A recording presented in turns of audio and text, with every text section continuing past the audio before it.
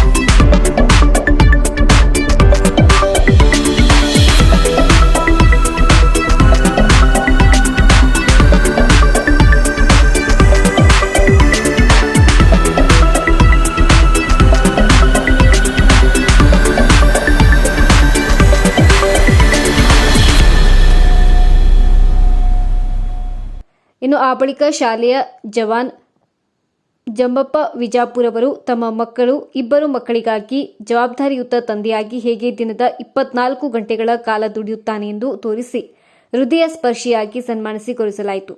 ಈ ವೇಳೆ ಶಾಲೆಯ ವಿದ್ಯಾರ್ಥಿಗಳು ತಮ್ಮ ತಂದೆಯರ ಸಾಧನೆಯನ್ನು ವಿವರಿಸಿ ಸನ್ಮಾನಿಸಿ ಗೌರವಿಸಿದರು.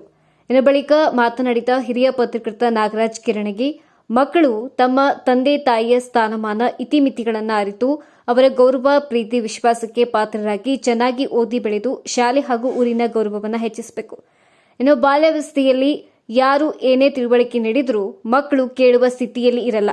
ಹೀಗಾಗಿ ಮಕ್ಕಳಿಗೆ ನಾವು ಸಾಧ್ಯವಾದಷ್ಟು ಇಂಥ ಆಚಾರ, ವಿಚಾರ, ಸಂಸ್ಕಾರಗಳ ಮಹತ್ವವನ್ನು ಅರಿವು ಮೂಡಿಸಬೇಕು. ಈ ನಿಟ್ಟಿನಲ್ಲಿ ಜೆಎಸ್ಎಸ್ ಪಬ್ಲಿಕ್ ಶಾಲೆ ವಿಶ್ವ ಅಪ್ಪಂದಿರ ದಿನವನ್ನು ಅರ್ಥಪೂರ್ಣವಾಗಿ ಆಚರಿಸುವ ಮೂಲಕ ಮಕ್ಕಳ ಬದುಕಿನಲ್ಲಿ ತಂದೆ ತಾಯಿ, ಗುರು ಹಿರಿಯರ ಮಹತ್ವದ ಕುರಿತು ಅರಿವು ಮೂಡಿಸಿರುವುದು ಹೆಮ್ಮೆಯ ಸಂಗತಿ ಎಂದು ಹೇಳಿದರು. ಇನ್ನು ಅದಕ್ಕಾಗಿ ಶ್ರಮಿಸಿದ ಶಾಲೆ ಪ್ರಾಚಾರ್ಯರು, ಶಿಕ್ಷಕ ವೃಂದಕ್ಕೆ ಎಲ್ಲಾ ಪೋಷಕರ ಪರವಾಗಿ ಅಭಿನಂದಿಸಿದರು. ಕಾರ್ಯಕ್ರಮದ ಅಧ್ಯಕ್ಷತೆ ವಹಿಸಿದ್ದ ಶಾಲೆ ಪ್ರಾಚಾರ್ಯರಾದ ನಾಗೇಂದ್ರ ಪ್ರಸಾದ್ ಮಾತನಾಡಿ, ಮಕ್ಕಳಿಗೆ ಚಿಕ್ಕವರಿದ್ದಾಗಲೇ ಇಂಥ ಅರಿವು ಮೂಡಿಸಬೇಕಿದೆ. ಆ ನಿಟ್ಟಿನಲ್ಲಿ ಶಾಲೆ ಹಾಗೂ ಸಂಸ್ಥೆ ನಿರಂತರವಾಗಿ ಶ್ರಮಿಸಲಿದೆ ಎಂದು ಹೇಳಿದರು.